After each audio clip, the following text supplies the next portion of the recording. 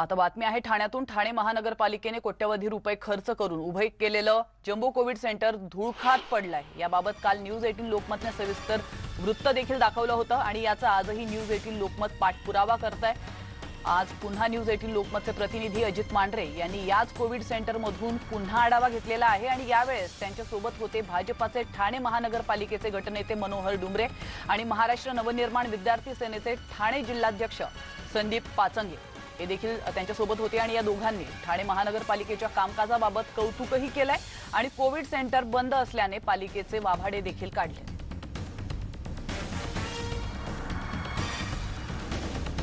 त्याविषयी अधिक माहिती देण्यासाठी आपले प्रतिनिधी अजित मांढरे आपल्या सोबत जोडले गेलेले आहेत। अजित, नेमका काय प्रकार घडलेला आहे? खरं तर ठाणे महानगरपालिकेने इतकी चांगली व्यवस्था देऊन इतके अद्ययावत आणि सर्व सुविधांनी सुसज्ज असे हे कोविड सेंटर उभारलेलं आहे। म्हणजे मागे जर तुम्ही पाहिलं तर तुम्हाला लक्षात येईल की एखाद्या मल्टी स्पेशालिटी हॉस्पिटल जे आहे ते हॉस्पिटल लाजवेल अशी सगळी व्यवस्था यंत्रणा इथे उभी केलेली आहे। पण दुर्दैव आहे आणि दुःख वाटतंय की ही सगळी यंत्रणा जी आहे ती धूळखात पडलेली आहे। इथले सगळे जे बेड्स आहेत किंवा जी संपूर्ण यंत्रणा आहे ती पूर्णपणे जे वस्तू आहेत सगळ्या धूळखात पडलेल्या आहेत। काल आपण सविस्तर याबद्दल वृत्त दाखवलं। ठाणे महानगरपालिकेचे महापौर नरेश म्हस्के यांच्याशी देखील चर्चा केली। त्यांनी सांगितलं की ऑक्सिजनचा जो तुटवडा आहे त्याच्यामुळे हे सगळं जे सेंटर आहे ते बंद पडलेलं आहे, सुरू करता येत नाहीये। पण फक्त तेच एक कारण नाहीये, ह्याच्या मागे आणखीन कारणं आहेत।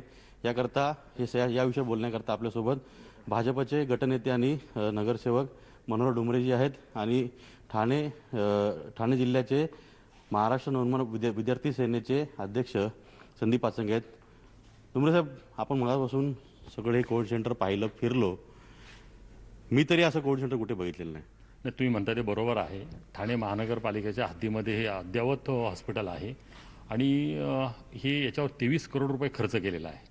आता या एवढं चांगलं अद्ययावत बनवल्यानंतर याला ऑक्सिजनसाठी आणि स्टाफसाठी बंद ठेवणं म्हणजे हा खरा माझा मूर्खपणा आहे। आज आपण ठाणे महानगरपालिका छोटे हॉस्पिटल का ज्यांची तिथे व्यवस्था नाही आहे अशा ठिकाणी आपण 80 बेड त्यांचे रिझर्व करून ठेवलेत। सुविधा नाही आहे, पण इथे एवढ्या चांगल्या अद्ययावत सुविधा म्हणजे तुम्ही जसं बोललात का मल्टी स्पेशालिटी हॉस्पिटल इथे बनवलेलं आहे, सगळ्या चांगल्या सुविधा आहेत। पण फक्त आता ज्यांचं आघाडी सरकार आहे आणि आघाडी सरकार असताना महानगरपालिकेत पण यांची शिवसेनेची सत्ता आहे, मग हे ऑक्सिजन आणि हे पूर्वीच यांनी बनवण्याच्या पूर्वी यांनी याचा विचार केला नव्हता का? साहेब, या विषयावरती आम्ही ठाणे महानगरपालिकेचे महापौर नरेश म्हस्के यांना जेव्हा विचारलं तेव्हा त्यांचं म्हणणं आहे की 2 महिन्यापूर्वी ऑक्सिजनचा तुटवडा नव्हता, आता नेमका का निर्माण झालेला आहे याचं कारण सर्वांना माहिती आहे। पण माझं म्हणणं आहे की इतका मोठा जम्बो कोविड सेंटर तयार करताना ऑक्सिजनची व्यवस्था स्वतंत्रपणे करण्याचे प्लॅनिंग होतं का, आणि नसेल तर मग याला जबाबदार कोण? आता महापौर म्हणतायत, त्यांचं म्हणणं एका अँगलनी पाहिलं, एका दृष्टीने पाहिलं तर बरोबर आहे। पण मी काय म्हणतो, जर महाराष्ट्रामध्ये हा कोविडच्या रुग्णांचा एवढा उद्रेक होतोय, एवढा मोठ्या पद्धतीने वाढते, अख्ख्या देशामध्ये काय जगामध्ये आपण नंबर पहिला 10 किंवा असा नंबर असावा आपला महानगरपालिकेचा का महाराष्ट्राचा, तर अशा ठिकाणी महाराष्ट्र शासनाने विशेष लक्ष घालून ठाणे महानगरपालिकेला ऑक्सिजन असू द्या, रेमडेसिवीर असू द्या, इतर व्यवस्था ज्या आहेत, डॉक्टर्स असू द्या, स्टाफ असू द्या, यांची व्यवस्था शासनाने घेतली पाहिजे। कारण ठाणा हा हॉटस्पॉट झाला आहे। आता मुंबई महापालिकेनंतर पुण्यानंतर ठाण्याचाच नंबर लागतोय आणि आज दररोज 1700 ते 1800 2000च्या आसपास इथे रुग्ण मिळत आहेत। त्यामुळे हे वीर तहान लागल्यावर पण असं असून सुद्धा, एवढं मोठं कोविड सेंटर असून सुद्धा संदीपजी, ठाणेकरांना वनवन फिरावं लागतं आज बेड करता, हे सगळं तुम्ही पाहिलं? हो, पाहिलं। तुम्ही बघताय की इकडे ऑक्सिजनसाठी सर्व सिस्टीम त्यांनी अद्ययावत केलेली आहे।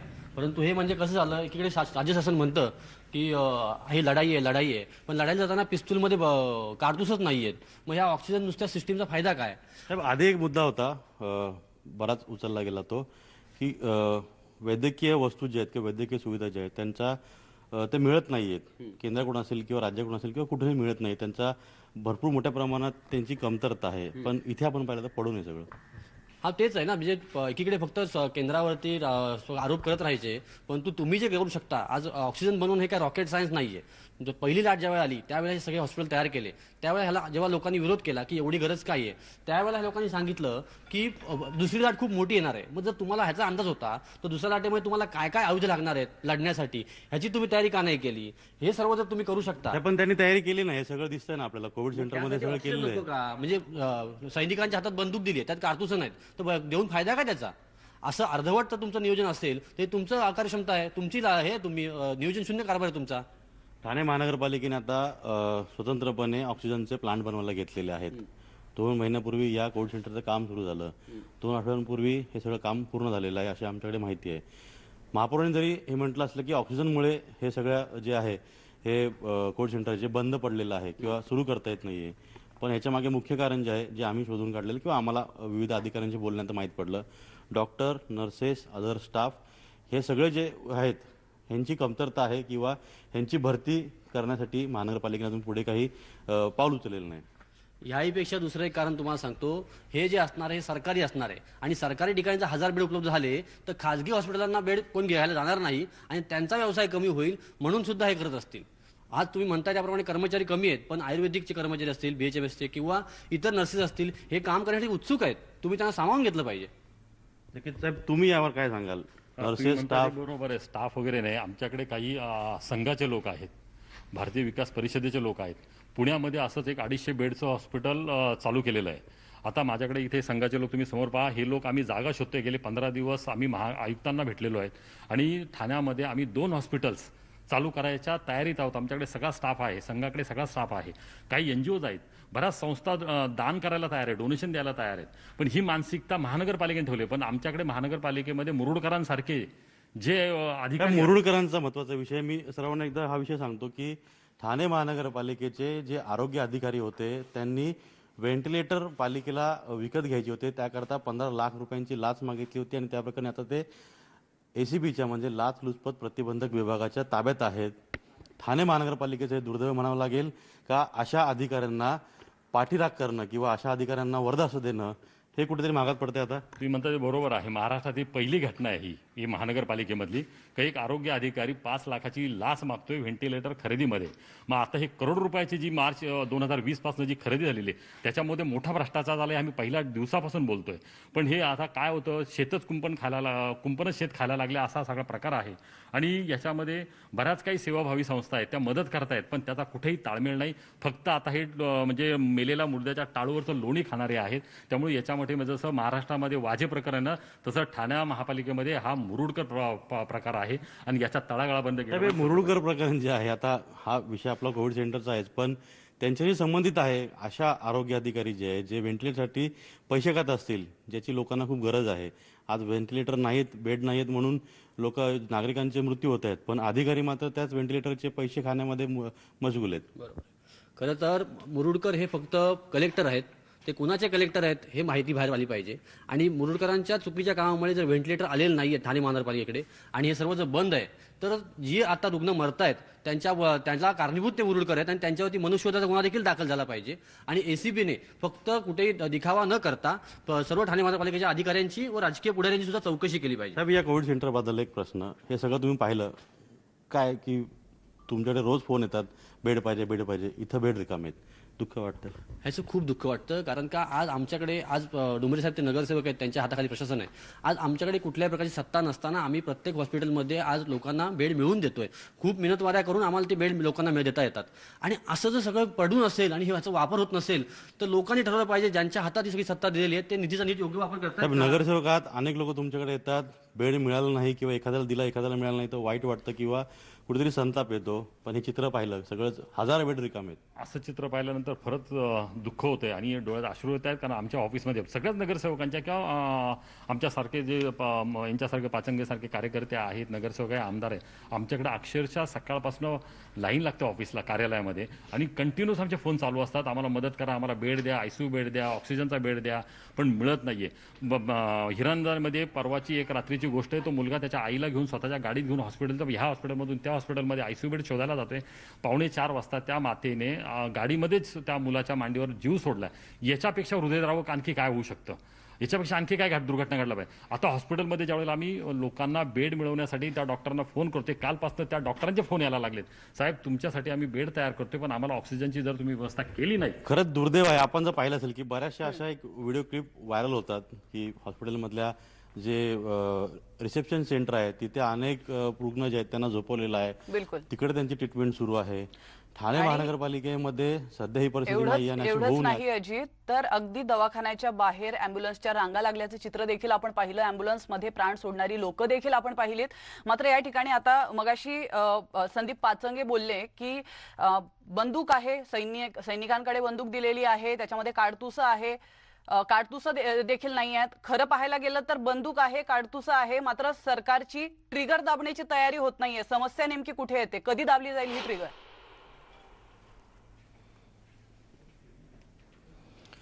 मी थेट संदीप पाचंगेंना विचारतो.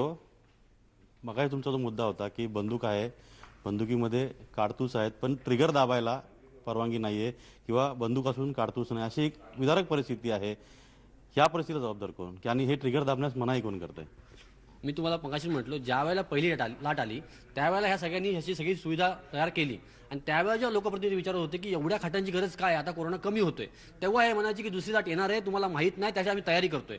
पण तुम्ही तयारी काय केली? फक्त खाटा, त्यात ऑक्सिजन नको.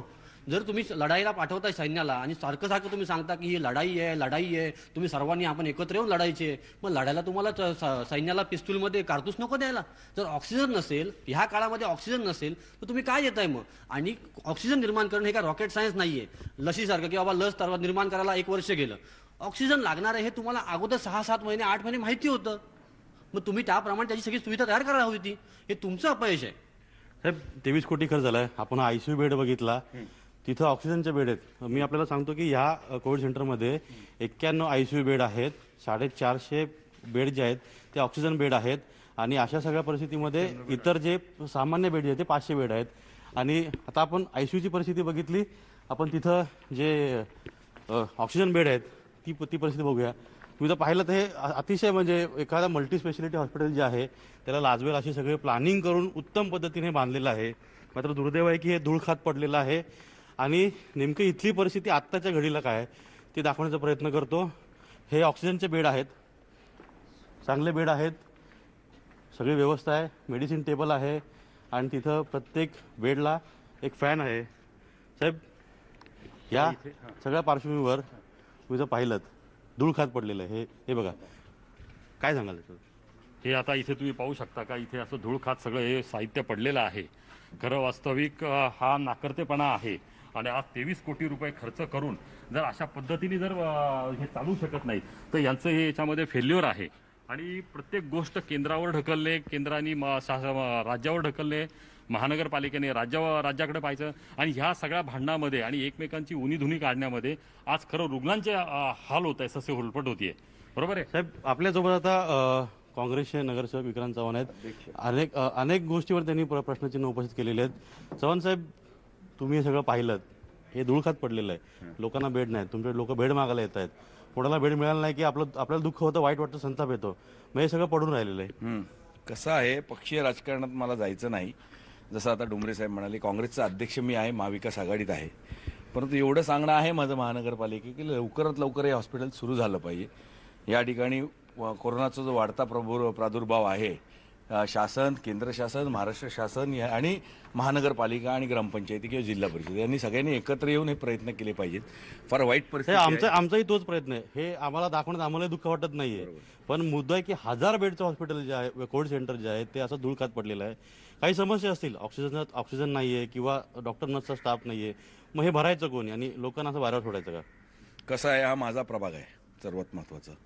हे हॉस्पिटल सुरू करण्यामध्ये ह्या ठिकाणी इनिशिएटिव्ह माझा पण जास्ती होता आणि स्थानिक आमदारांचा होता, सर्व पक्ष नेत्यांचा होता. आता काही अडचणी निर्माण झालेल्या आहेत या ठिकाणी की या ठिकाणी आपल्याकडे ऑक्सिजन संपलेलं आहे. आता आपण आजच स्थायी समितीची सभा अर्जंट लावलेली आहे. ऑक्सिजन प्लांट 2 उभे करतोय आपण या ठिकाणी. ह्या ठिकाणी साहजिकच आहे, हा प्रश्नचिन्ह आहे की हे कशामुळे बंद आहे? साहेब, पण हे असं नाही झालं का की आता तहान लागली आपण विहीर खोदायची? 2 महिन्यापासून हे प्लॅनिंग होतं. आधीच आपण हे सगळं प्लॅनिंग केलं असतं आणि इथं जर ऑक्सिजनचा प्लांट लावला असता तर ठाणे महानगरपालिका ही माझ्या माहितीप्रमाणे तरी राज्यातली पहिली महानगरपालिका राहिली असती जिने स्वयंपूर्ण स्वतःहून प्लांट लावून ऑक्सिजन देते, कोणाच्याही भरोसा राहिली नाही, कोणावर डिपेंड राहिली नाही. कसं आहे, संजीव जयस्वालांच्या काळामध्ये या ठिकाणी ठाणे महानगरपालिकेचा आर्थिक कणा मोडला गेला. नको त्या गोष्टींवरती पैसा खर्च केला गेला आणि मग ज्यावेळेस कोविडची परिस्थिती उद्भवली त्यावेळेस सिंगल साहेब असतील, आत्ताचे डॉक्टर बिपिन शर्मा असतील, आम्ही सर्व नगरसेवक असू, त्यातून वाट काढण्याचा प्रयत्न करतो. या ठिकाणी पैसेच नव्हते सुरुवातीला. ठाणे महानगर आपल्याकडे 3,500-4,000 हजार कोटीचा स्पिलवर नको त्या गोष्टींवरती पैसा खर्च केला गेला त्यांच्या काळामध्ये. आणि पण आपलं म्हणणं काय, हे कोविड सेंटर जे असं धूळखात पडावं का लवकर सुरू व्हावं? नाही, कोविड सेंटर लवकरात लवकर सुरू होणं गरजेचं आहे. या ठिकाणी काय अडचणीत आपण मला बोलवलं त्या साधारण ठिकाणी कधीपर्यंत 100% सुरू या संदर्भात आज स्थायी समितीमध्ये सुद्धा आणि येणाऱ्या महासभेमध्ये चर्चा करून या ठिकाणी ह्या 5-10 दिवसामध्ये सगळे प्रेक्षक पाहतात आपल्याला, आपण 100% काय ग्वाही द्याल, कधीपर्यंत हे कोविड सेंटर सुरू होईल? बघा, मी ग्वाही द्यायला, मी काही महाराष्ट्राचा मुख्यमंत्री नाही किंवा ह्या देशाचा पंतप्रधान नाही. मी प्रयत्न करणार तुमच्यासारखा. एक आपण 4थ्या स्तंभामधला मी एक स्तंभ आहे, आपण 4था स्तंभ आहात, मी 3रा स्तंभ आहे. या ठिकाणी मी या ठिकाणी 2रा स्तंभ आहे. पण साहेब, तुम्ही सगळं प्लॅनिंग मध्ये इथे होतात, तुम्ही सुरुवातीला इनिशिएटिव्ह घेतलात, बऱ्याचशा हे सगळं उभं राहिलं. बरोबर. पण आता तुमची इच्छा असेल ना की कारण तुमच्याच प्रभागातील लोकांना इथे बेड मिळेल ना, त्यामुळे साधारणपणे काय टार्गेट ठेवून तुम्ही सरकार नाही कराल किंवा महानगरपालिका की लवकरात लवकर सुरू करावं, त्याकरता काहीतरी एक ठोस निर्णय असेल ना, किंवा ठोस एक काहीतरी तारीख वार असेल? बघा कसं आहे, विरोधी पक्ष नेत्यांचे हे आहेत, गटनेते आहेत. या ठिकाणी मनसे विद्यार्थी सेनेचे माझे लहान बंधू संदीप पाचंगे, आम्ही सगळ्यांनीच मिळून या ठिकाणी प्रशासनावर दबाव वाढवला पाहिजे. मी तेवढाच दबाव वाढवणार. जरी मी सत्ताधारी पक्षात, मी महापालिकेत सत्ताधारी पक्षात नसलो तरी मी सत्ताधारी विकास आघाडीमध्ये आहे. मी माझ्या नेत्यांशी चर्चा करून या ठिकाणी आयुक्त आजारी आहेत, कोविडग्रस्त आहेत, तरी पण दबाव वाढून पालकमंत्री असतील, इतर मंत्री असतील, आमदार निरंजन डावकरे असतील किंवा इतर अविनाश जाधव, हे सगळी मंडळी यांच्याशी चर्चा करून याच्यातून ठोस काहीतरी उपाययोजना 15 दिवसाच्या आत करेल अशा प्रकारचे आश्वासन 100% मी आपल्या माध्यमातून देतो. विक्रांत चव्हाण सांगितलं की ते प्रशासनावर दबाव आणतील. ते जरी पालिकेत सतत नसले ते राज्यामध्ये एकत्र आहेत. पण अशा परिस्थितीमध्ये वाटतं काही लवकर सुरू होईल? त्यांनी जो आता सांगितलं की सर्व पक्षीय आम्ही सगळे ठरवून करू, वास्तविक जर राज्याचे मुख्यमंत्री सर्व पक्षीयांना एकत्र घेऊन, विरोधी पक्षांना एकत्र घेऊन कोरोनाला कसं सामोरं जायचं ह्याच्यावरती चर्चा करत असतील तर ठाणे महापालिका अशी चर्चा कधीच झाली नाही.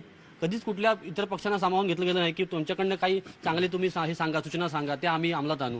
हे होतच नाहीये. फक्त आम्ही जे करतोय ते बरोबर आहे आणि आम्हाला जे कळतं तेच सगळं काही आहे, ह्या भावनेतून हे काम केल्यामुळे आज हे अपयश आलेलं आहे. आज लोक रस्त्यावर जर पडतायत. पाचंगे यांचं तुम्ही ऐकलं, त्यानंतर चव्हाण साहेब जे बोलले ते देखील योग्य होतं. डुमरे साहेबांनी इथली सगळी धूळखात असलेली परिस्थिती मांडली. खरं तर सगळ्यांनी अजित, एकत्र येऊन तुम्ही गरजेचं आहे. आमच्यासोबत सगळ्यांनी असंच राहा. याविषयी अजून आपल्याला माहिती घ्यायची आहे, तुम्ही तिथंच राहा.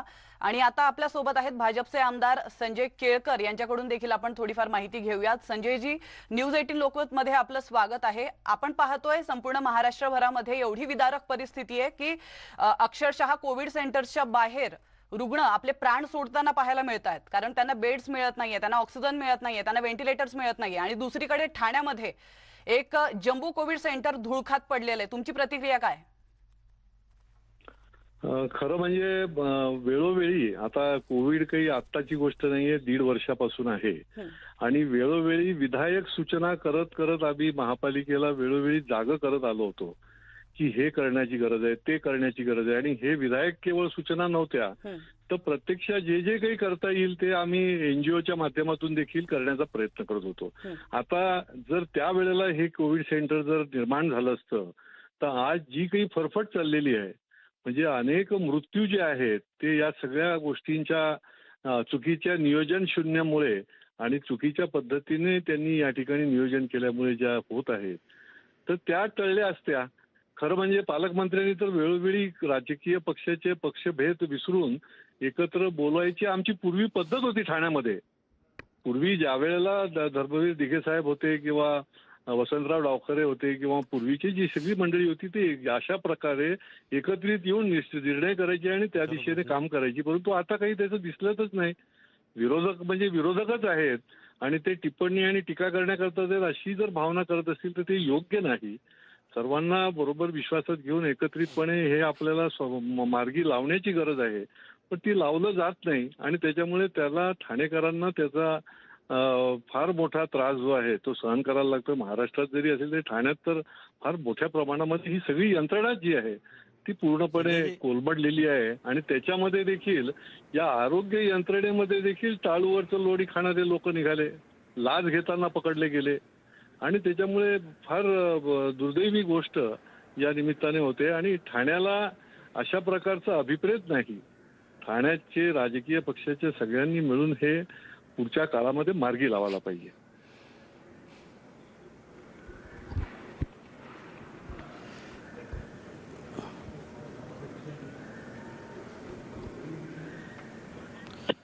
संजयजी, माझा एक प्रश्न आहे. मगाशी तुमचेच नगरसेवक जे आहेत, भाजप गटनेते जे आहेत ठाणे महानगरपालिकेचे मनोहर डुमरे यांनी एक घटना सांगितली. एक मुलगा आपल्या आईला घेऊन वणवण फिरतोय, बेड मिळत नाही म्हणून त्या आईने रिक्षामध्ये त्या मुलाच्या मांडीवरच जीव सोडला, जी कोविडग्रस्त होती.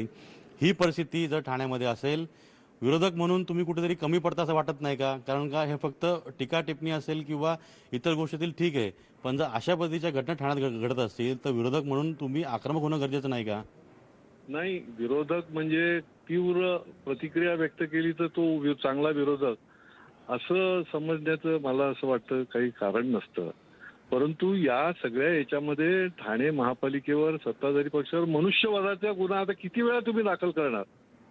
मागच्या कोविडच्या पहिल्या लाटेमध्ये देखील अर्धा डझन माणसं जी आहेत ती अँब्युलन्स नाही मिळाली, हॉस्पिटलमध्ये ऍडमिशन मिळाली नाही, कोणी आलं नाही, बघितलं नाही, याच्यामुळे माणसं मेली. त्याच्यामुळे पण मनुष्यवधाचा संजयजी, गुन्हा साधारणपणे बोला. संजयजी, हे हॉस्पिटल जे आहे किंवा हे कोविड सेंटर जे आहे खात पडलेलं आहे. हे 2 आणि असंख्य जीव आपण पाहतोय, संपूर्ण महाराष्ट्रभरामध्ये असंख्य लोक हे रुग्णालयाच्या बाहेर ताटकळत उभं राहत आहेत. ज्यांना कोरोना झालेला आहे, त्यांचे जे स्वकीय आहे जे त्यांना घेऊन येतात, त्यांना देखील प्रश्न पडतो की आता जर आपल्याला बेड नाही मिळाला तर आपल्या नातेवाईकाचं काय होणार, आपल्या आईचं काय होणार, आपल्या भावाचं काय होणार. आणि अशा परिस्थितीमध्ये त्यांना बेड मिळत नाही आणि बेड अभावी बऱ्यापैकी रुग्ण आपले प्राण गमावताना देखील पाहायला मिळतं. आणि दुसरीकडे ठाण्यातले हे विदारक दृश्य आपण पाहतोय की सुसज्ज असं हे जम्बो कोविड सेंटर आहे, मात्र या ठिकाणी एकही रुग्ण दाखल करण्यात आलेला नाहीये. तसंच धुळखात पडलेलं आहे. हे जम्बो कोविड सेंटर कुठेतरी या रुग्णांसाठी उपयोगात आणलं जाऊ शकतं याचा विचार देखील केला जात नाहीये आणि ही सगळ्यात मोठी दुर्दैवाची गोष्ट आहे. तर याविषयी अधिक माहिती आम्ही तुमच्यापर्यंत पोहोचवणार आहोत, मात्र त्याआधी घेतो एक छोटासा ब्रेक, लगेचच परत येतोय. तुम्ही पाहत रहा न्यूज 18 लोकमत.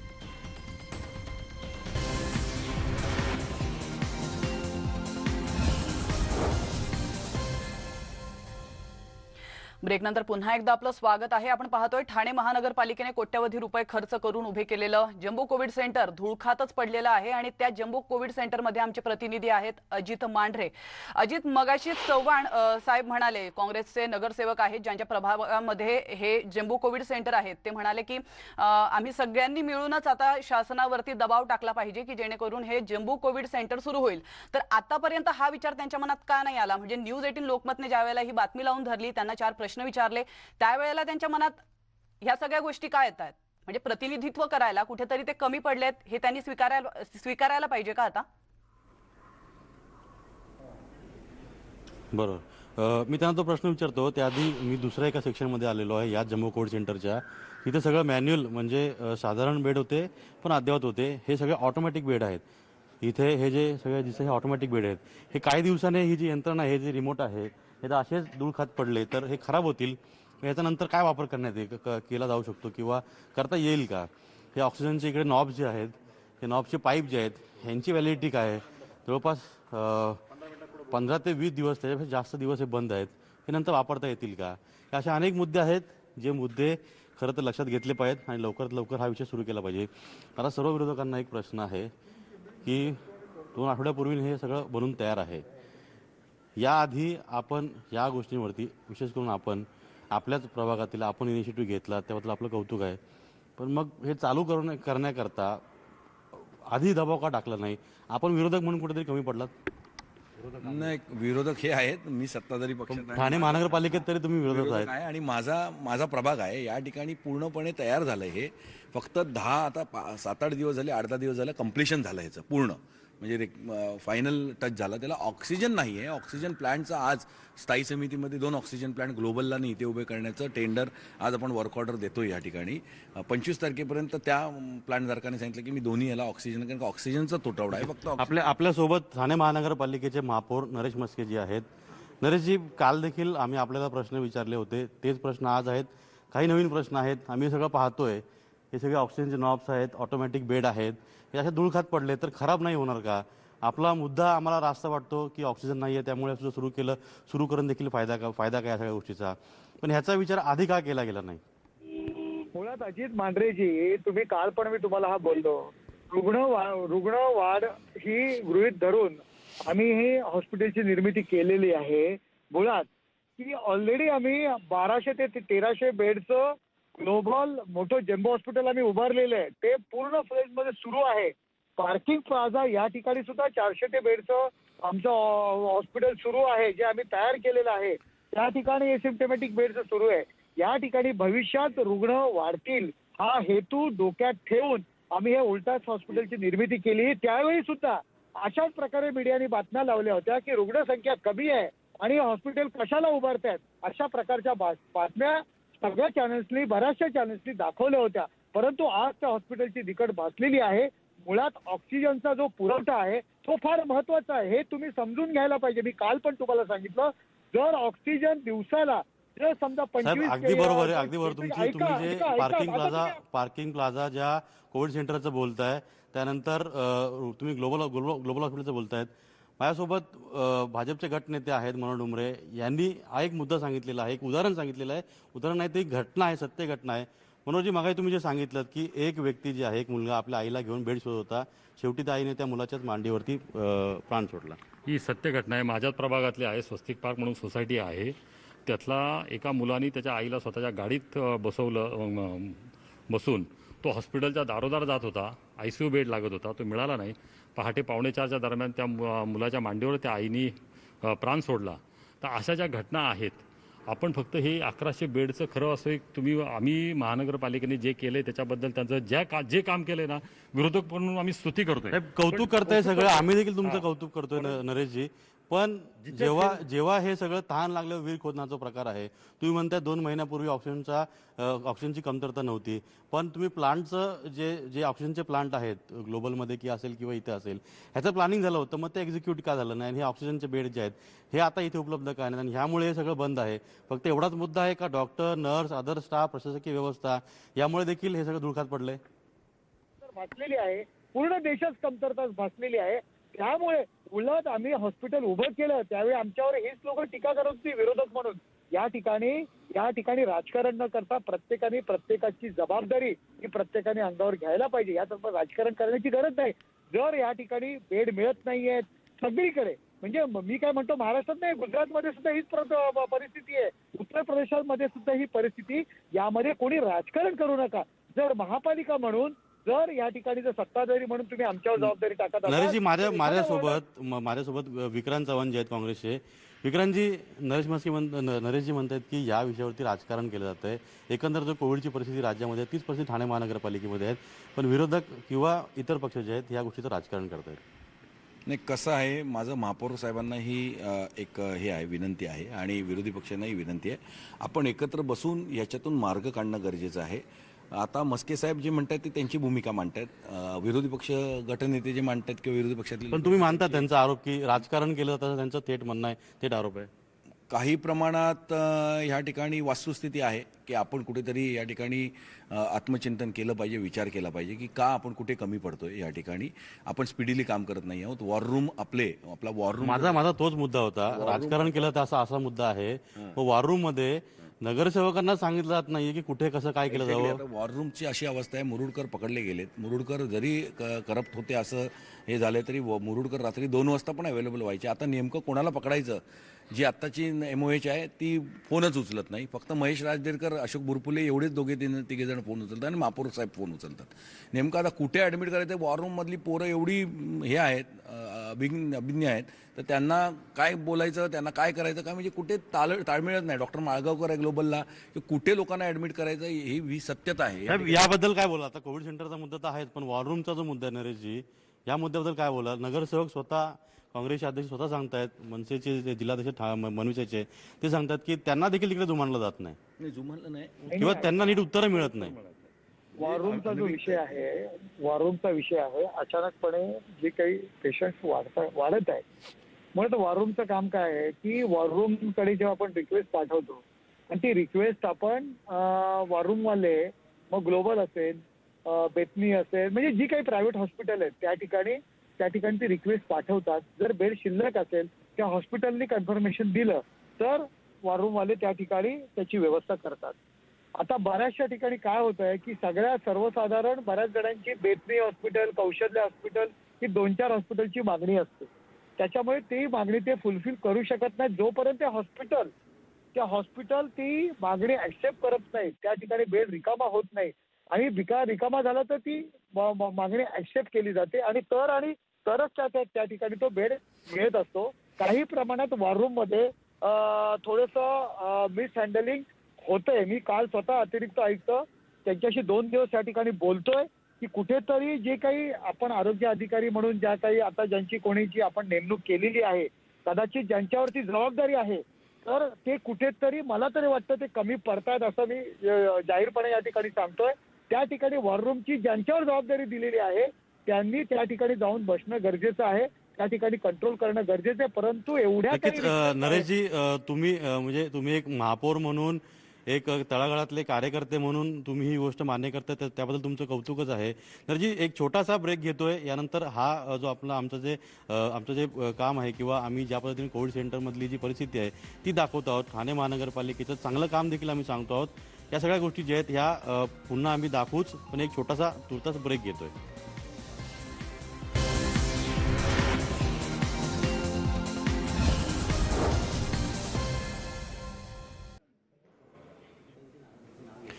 न्यूज 18 लोकमतमध्ये तुमचं पुन्हा एकदा स्वागत. मी ठाण्यामध्ये आहे आणि ठाण्यातल्या एका धूळ खात पडलेल्या कोविड सेंटरची विदारक परिस्थिती मी तुम्हाला दाखवतोय. गेली तासभर विरोधक असतील, त्याच पद्धतीनं आमदार असतील, महापौर असतील, या सगळ्यांच्या प्रतिक्रिया आपण जाणून घेतलेल्या आहेत. अगदी थोडाच वेळ उरलेला आहे, त्यामुळे जे माझ्यासोबत इथं विविध राजकीय पक्षांची नेते मंडळी आहेत आपण त्यांना विचारूयात. अगदी थोडक्यात या सगळ्या आजच्या कोविड सेंटरची परिस्थिती जी आहे याबद्दल काय सांगाल? खरं तर हे खूप छान बांधलेलं आहे, परंतु मागे ज्याप्रमाणे म्हटलं त्याप्रमाणे सगळं असून जर ऑक्सिजन नसेल तर त्याचा काहीच फायदा नाही. ज्याप्रमाणे ग्लोबल उभारलं, खूप चांगलं उभारलं, त्यावेळेस सुरुवातीपासून ऑक्सिजनची तिकडे सुविधा ठेवली होती, तशीच सुविधा इकडे करायची होती. त्यात वेगळं काय होतं, नियोजन त्यांनी चुकलेलं आहे आणि त्यामुळे आज लोकांना वनवन फिरावं लागतंय आणि त्यांना बेड मिळत नाहीये. साहेब, यांचं म्हणणं नियोजन चुकलेलं आहे, आपण काय सांगाल या सगळ्याच्यावर? मी या ठिकाणी पालकमंत्री एकनाथ शिंदे साहेब, जितेंद्र आव्हाड साहेब, विरोधी पक्षातले आमदार असतील निरंजन डावखरे आणि आमचे महापौर असतील, या ठिकाणी सगळ्यांचं अभिनंदन करतो की ह्या लोकांनी चांगले कोविड सेंटर्स उभे केले. ग्लोबल असेल, मुंब्र्याला असेल ह्या ठिकाणी, आणि प्रताप सरनाईकांचंही या ठिकाणी अभिनंदन करतो.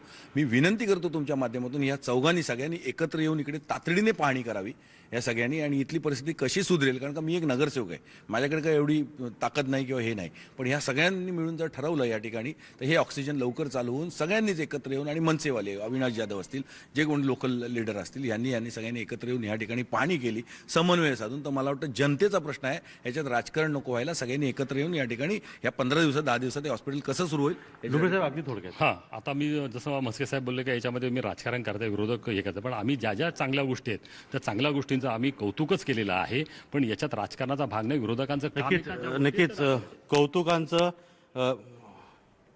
राजकारण करणार नाही, कौतुक करतो. सगळ्यांनी एकत्र येणं गरजेचं आहे. मी एक गोष्ट इथे स्पष्ट करतो, ती म्हणजे हे जे कोविड सेंटर आहे, हे कोविड सेंटरची विदारक परिस्थिती दाखवण्याचा आमचा एकच उद्देश होता की आज ठाणेकरांना वनवन फिरावं लागतंय, बेड्स मिळत नाही, त्यामुळे अनेकांचे प्राण जात आहेत.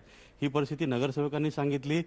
ही परिस्थिती दाखवण्याचा एकमेव उद्देश हाच आहे की अशा परिस्थितीमध्ये जर हजारो बेड असे धुळखात पडलेले असतील तर हे असे बेड कोणामुळे धुळखात पडलेले आहेत, यामागची कारणं काय आहेत, सगळ्यांनी एकत्र येऊन हे लवकरात लवकर सुरू केलं तर किती ठाणेकरांना आणि याची सुविधा मिळेल, ठाणेकरांना याचा लाभ मिळेल, हाच एकमेव उद्देश यामागे होता.